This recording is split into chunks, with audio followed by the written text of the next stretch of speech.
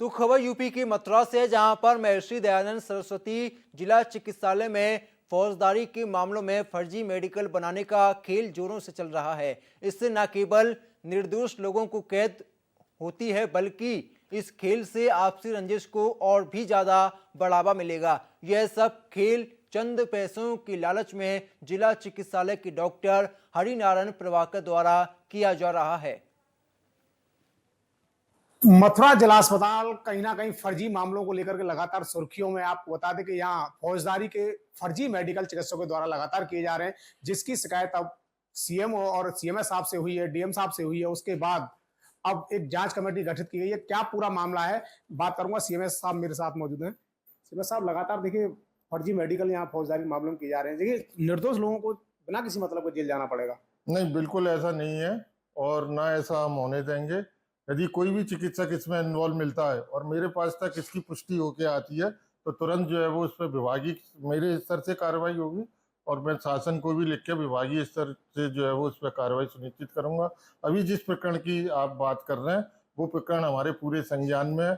हम CCTV footage वगैरह सारी चीज़ें निकाल रहे हैं। एक जो है ट्रांसपेरेंस उसमें जाँच कमेटी बिठा लिया जिसमें उसके अध्यक्ष डॉक्टर संजीव यादव है और जो है वो इसमें बिल्कुल इसमें जो है वो मुझे पूर्ण विश्वास है कि कमेटी इसमें कुछ ना कुछ रिजल्ट जो है वो हमको देगी।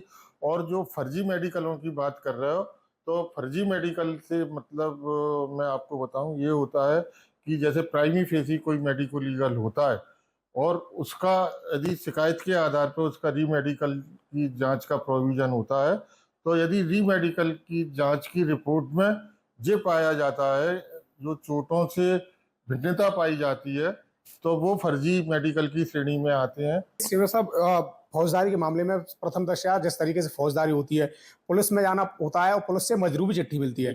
अब बिना मजरूबी चिट्ठी के यहाँ मेडिकल किया गया है, बड़ा गंभीर। हाँ, ये चीज मैं आपको स्पष्ट कह रहा हूँ कि जो रवि पांडे की बात कर रहे हो, ये बिना मजरूबी चिट्ठी के हुआ है। अब वो उसमें दो चीजें होती हैं, जैसे कभी कोई गंभीर मरीज जो है वो जिसको जान का खतरा होता है तो पहले उसको इलाज मिलना जरूरी होता है, पुलिस की कार्रवाई बाद में होती है।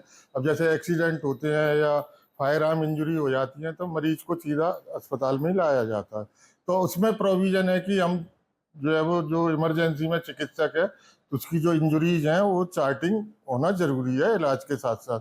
मगर जहाँ गंभीर चोटें नहीं है वहाँ पुलिस की मजरूरी चिट्ठी अत्यंत आवश्यक है। लेकिन जो ये मेडिकल हुआ है जिसकी जांच चल रही है, क्या इसको गंभीर चोटें थी?